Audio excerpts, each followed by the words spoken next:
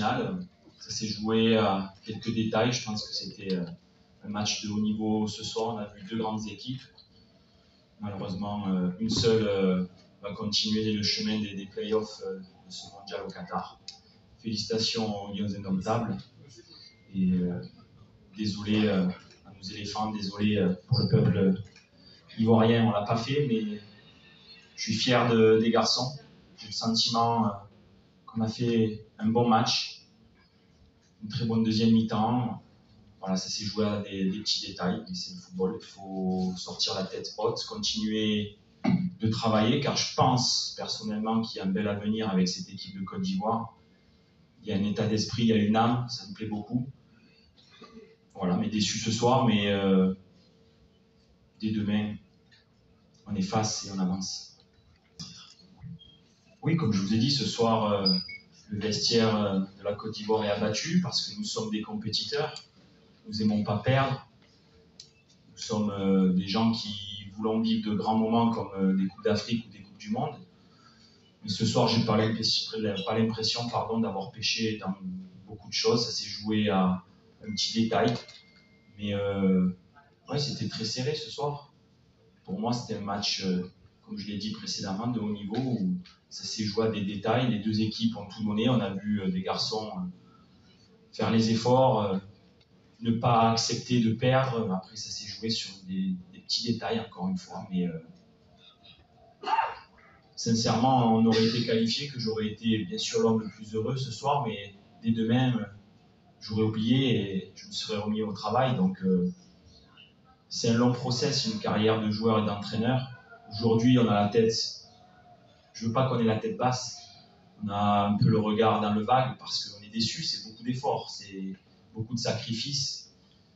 Mais je pense qu'en 2014, on avait su, suite à des défaites, aller chercher de belles victoires pour 2015. Et je garde ça en tête. Je sais que mon équipe a le potentiel.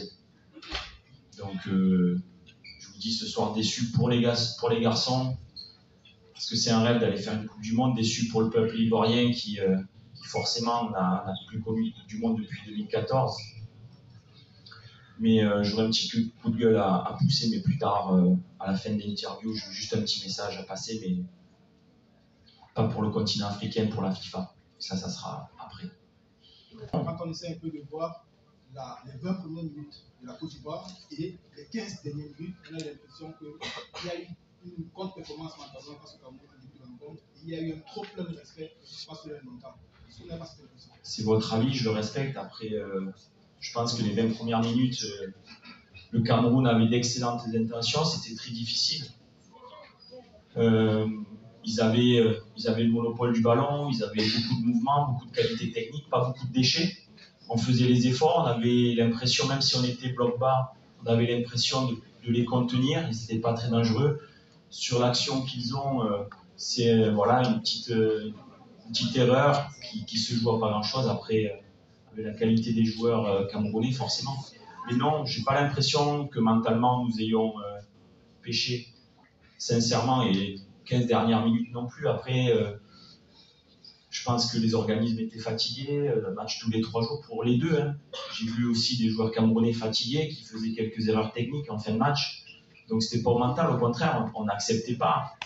Je pense qu'à la 87e, à la 90e et à la 92e, on a 2 situations de but, comme pour votre occasion en première mi-temps. Donc ça s'est joué vraiment à pas grand-chose. Je pense que ce soir, on marque dans les dernières minutes, personne ne dit rien. Que ce soit ivoirien ou camerounais, sincèrement. Et on aurait dit peut-être on avait une mi-temps chacun. Je vous dis, ce soir, j'aurais aimé venir à vous si j'avais perdu en disant franchement rien à dire, ils ont été meilleurs. J'ai trouvé un match de très haut niveau, équilibré, et ça s'est joué à pas grand-chose. Donc après c'est normal, j'entends les yacos, vous êtes contents, mais moi dans le sport de haut niveau, je regarde, j'ai pas à rougir, j'ai vraiment pas à rougir de ce qu'on a fait. Ça s'est joué à des détails. Ce soir, ça n'a pas tourné dans notre faveur, mais je veux pas m'arrêter là, moi. J'accepte pas. J'accepte de ne pas aller à la Coupe du Monde, mais j'accepte pas. On va travailler encore.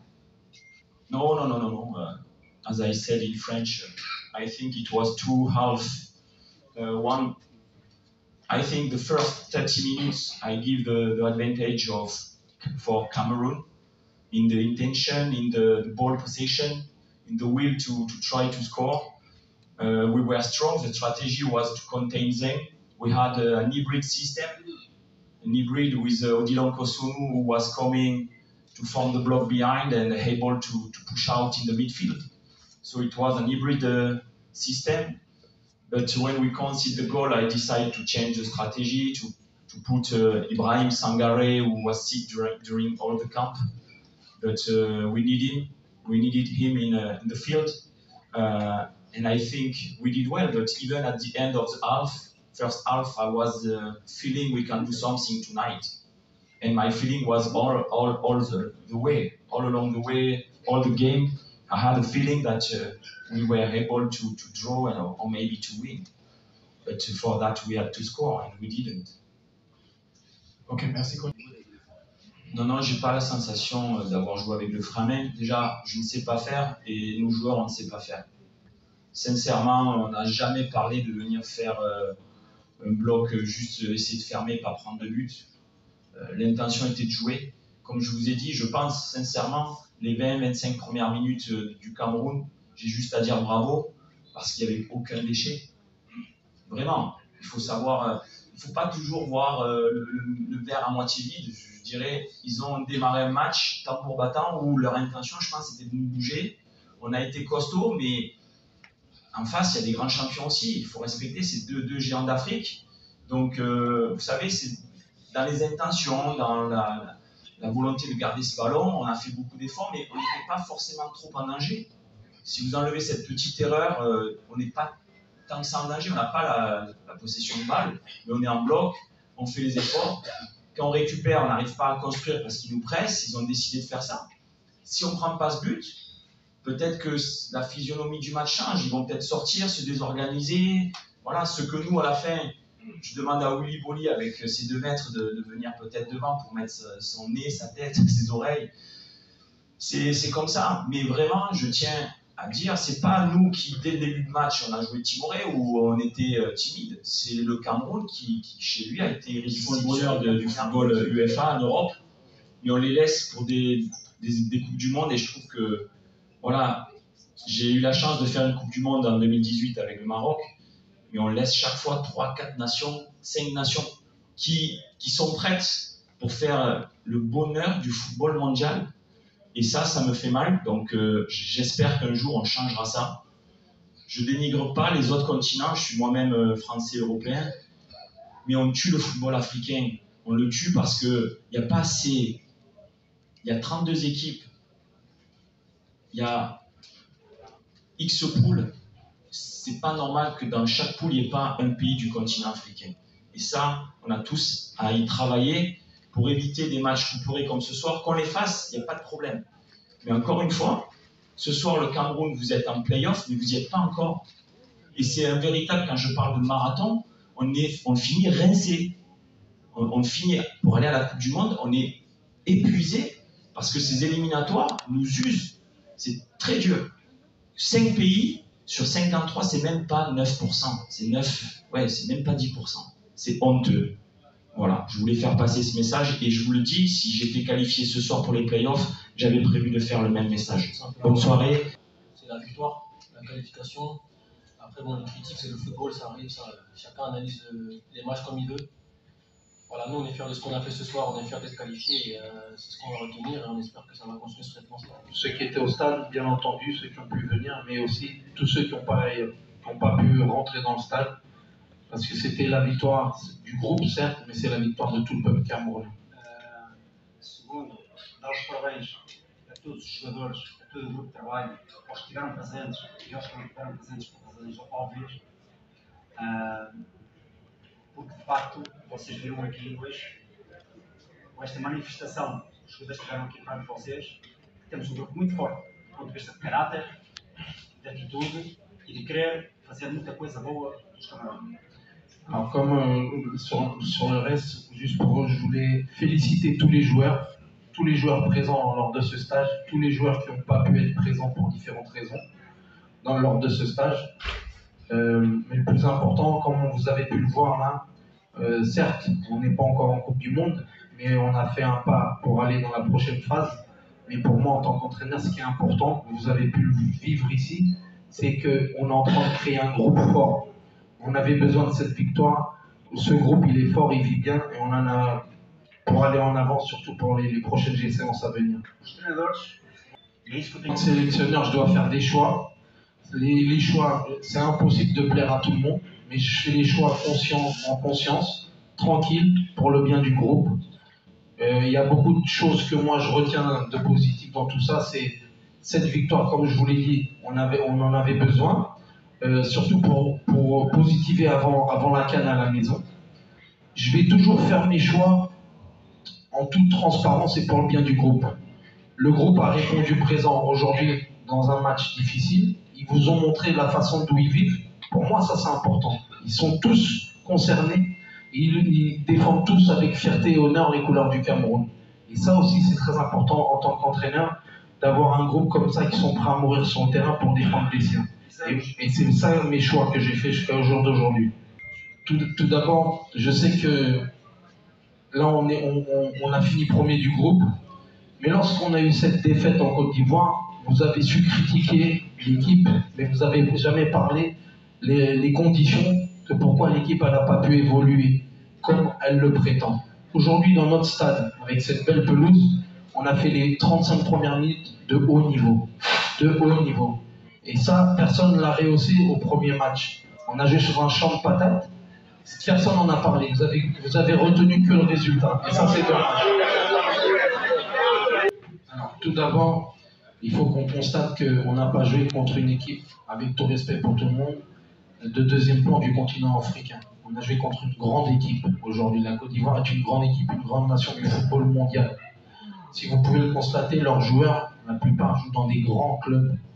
D'accord ? Donc, nous, on analyse, on observe et on essaie de monter une stratégie avec nos joueurs, justement pour que les joueurs se sentent à l'aise et puissent se mettre en place dans les meilleures conditions. On était préparés à 2 systèmes tactiques que la Côte d'Ivoire pouvait nous présenter. Donc on l'a travaillé, on en a discuté. Et au jour d'aujourd'hui, comme vous avez pu le voir, on a pu pratiquer offensivement le football qui nous plaisait. On a su donner de la profondeur, on a su donner de la largeur. Et c'est ce qui était travaillé, c'est ce qui était préparé. Et on a créé beaucoup de difficultés, principalement dans les 30 premières minutes à la Côte d'Ivoire grâce à ça. Donc c'est félicitations aux joueurs parce qu'ils ont suivi le plan de jeu et le résultat est là. C'est dommage que 2 grandes nations du football, il y en a une qui doit rester sur le côté, c'est dommage. Heureusement, c'est nous c'est le Cameroun qui suit dans les matchs de barrage. C'est dommage que 2 grandes nations se rencontrent à cette phase-là parce que je pense que aussi bien nous que la Côte d'Ivoire méritait d'aller plus loin aussi.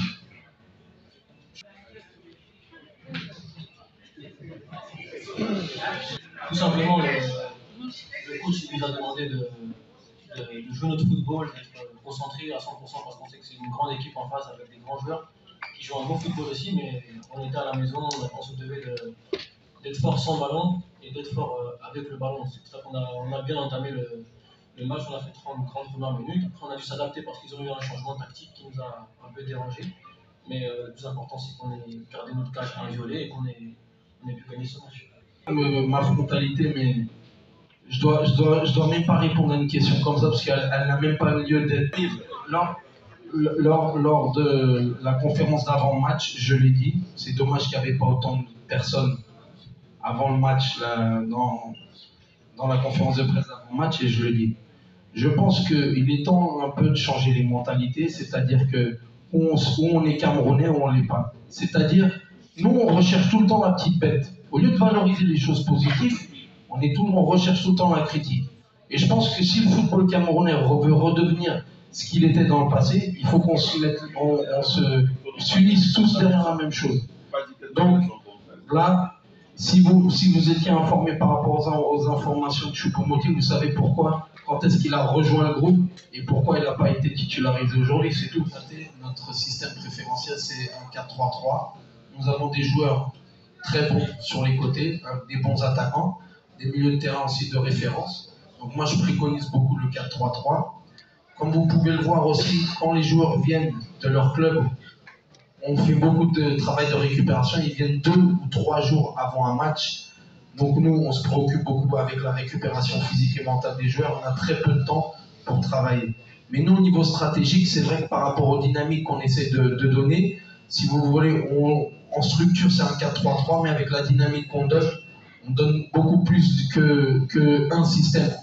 Par exemple, au niveau de la construction de jeu, si vous le voyez, on construit à 3, on construit à 4. Moi, ce que je veux, c'est, j'espère, avant la CAN, on va avoir 15 jours où on va pouvoir travailler sereinement, avoir un échange avec les joueurs. Et moi, mon rôle en tant que sélectionneur, c'est de trouver la solution où les joueurs puissent être à l'aise et puissent s'exprimer de la meilleure façon.